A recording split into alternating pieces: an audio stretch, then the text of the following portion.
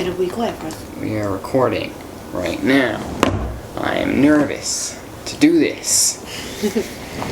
Okay. What's happening? I need to get my crack. That sounded right. Hello and welcome to our behind-the-scenes opening episode of our documentary. This documentary, we have been in pre-production for what? We've been in pre-production for Like a month and a half now. month and a half. Probably 2 months almost. Since being in school. Outside of school, we've been in pre-production for about 4 months. Yeah. And we want to take you guys on like the journey that of us making this film, because it's an interesting thing to see, honestly.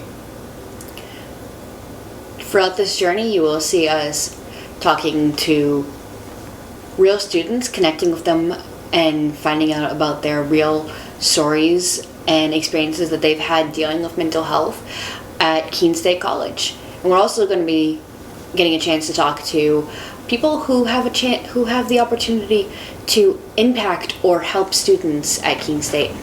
Yeah, and I think the fact that we are allowing people to tell their real stories as much as possible is a very important part of this film. We don't want to make a film that's biased. We don't want to make a film that seems to be like pushing people in an opinion or not. It's literally people's stories, so we want to make sure people can tell them properly. So we should probably go over what we've been doing in pre-production for the past 2 months. We should also probably explain who we are. Yeah. I am Colleen Finn, and I am the director of this documentary entitled Shouting at the Walls. Probably not going to be it. We're going to be cutting a lot of this out. No shit, but a lot of it's going to be in there for comedy. You know that. Yeah, this is true. We have to keep things funny. I mean, we have to establish that we have a banter between it. Yeah, we have a fun time here. My name is Michael Versillo. I am an executive producer, editor, and writer on the film. The way that I got into this is Colleen suggested this idea to me, last fall or something? It was last fall, yeah. And I've been looking forward to it ever since, because it is such a topic that people really do need to tackle and they need to talk about. It needs to be talked about. It's not something that we can just be like, oh, whatever, mental health? Yeah, bullshit, whatever. It's genuinely not something that should be brushed under the rug anymore. Yeah, we definitely need to talk about it and figure out ways to help people who are struggling and dealing with it, because I think a lot of people even the people that are working on the film have had brushes and crazy experiences with mental health. And I'm not excluded from that. Everyone has their own story, and if you... Great, thanks. And if you have... See, this is real. This is real. Like, we just had a car honking. We just had to turn the heat off because that was messing with our sound. We had to wait for my roommate to leave because she was talking on the phone. We had to spend 10 minutes trying to figure out this lighting. Like, this is real behind-the-scenes shit, guys. But no, we really feel it's important to document the behind-the-scenes and the making of this film, because it's something that people actually find interesting. I find it interesting myself. Like, I would honestly rather watch the behind-the-scenes of making a documentary and then watch the documentary rather than watch the documentary first.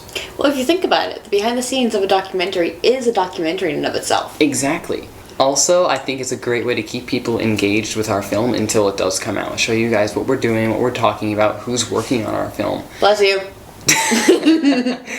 And why we're all interested in it. So as we go through this behind-the-scenes series, we're going to do multiple parts, and we're going to introduce you to more people that are working on this. We're going to be doing photos of behind the scenes of all of us. We're going to be going up on our site, actually. Yeah. Can I be named the social media manager? I thought that was Piper.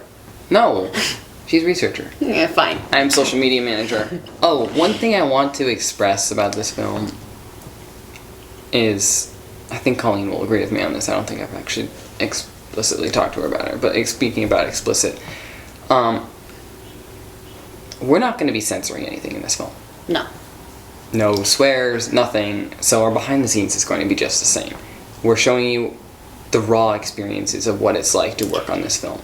Whether it be us having a mental breakdown in the middle of a bathroom, or genuinely enjoying every moment that we have. We want to capture as much of this as possible to show people what it's like to make a film like this. And it's also trying to be encouraging to potential filmmakers and film students who want to learn more about this process and these projects, because it's so fun. It's fun, but it can There's also, a lot to it. Oh, there's so much to it, and it can be stressful. It can cause mental breakdowns. Hey! I think we've had that club happen a couple times, but Well, hence this film. I mean, I don't think that there is a single major in existence that does not cause in some way either a mental breakdown or has some effect on your mental health. I mean, let's be honest. I'm surprised the batteries didn't run on us. 23 minutes. I know, right? So when we were filming in part 2, which will be released like right after this, you're gonna see us filming day 1. And in day 1, my camera battery died like 4 different times. They were all charged, and they just died in the middle, like 3 minutes after we started to take. Yeah, like right in the middle of an interview. Everyone got mad at me for it, and I'm like, I didn't do it. I just am here watching the camera, and it just goes boom. It goes click, click. I mean, to be fair, we also had the batteries run out on our on our sound recorder. Yeah, and honestly, I am excited for this film to be shown and to have, people see what it's like for people that deal with mental health to go through it, especially, during the time of COVID, it is insane. Very, insane and important, and it's being talked about so much. But you know what I've noticed? It's being talked about a lot with children in like elementary school and how that's being affected. And then it's being talked about a lot with adults who are in the workforce and stuff like that and how that's being affected.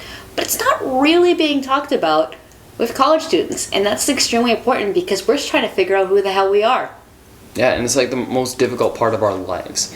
And as it's being something that's just, like we've said, swept under the rug, it's also just ignored. It's like, oh, that's part of college. No, it shouldn't be a part of college. It shouldn't be something that's accepted as part of learning what field I want to go into. Yeah, that's stressful enough, but I don't want to have to deal with mental health stuff as well as college, because it's also like who the hell am I kind of crisis. It's like what the fuck, what am I doing with my life? That kind of crisis can really negatively impact someone in their mental state. I mean, yes, mental health is a part of our lives, but it's not a part of our lives that should be ignored or not talked about, if anything. Or it should not be normal. Yeah, it shouldn't be as normal as test or losing sleep by pulling all-nighters. It shouldn't be something that's considered quote unquote a rite of passage. It should be something that yes, this is a part of life and it's starting to become normal, but why is it so normal? What can we do to help people? What do people actually go through? What resources are available and what resources are not available, and what can be done to improve upon? There's so much that is just not talked about when it comes to mental health in college students specifically, and we want to pull back the metaphorical curtain on this and just find out exactly what's going on and what can be done to help people. People shouldn't have to be shouting at the walls. No.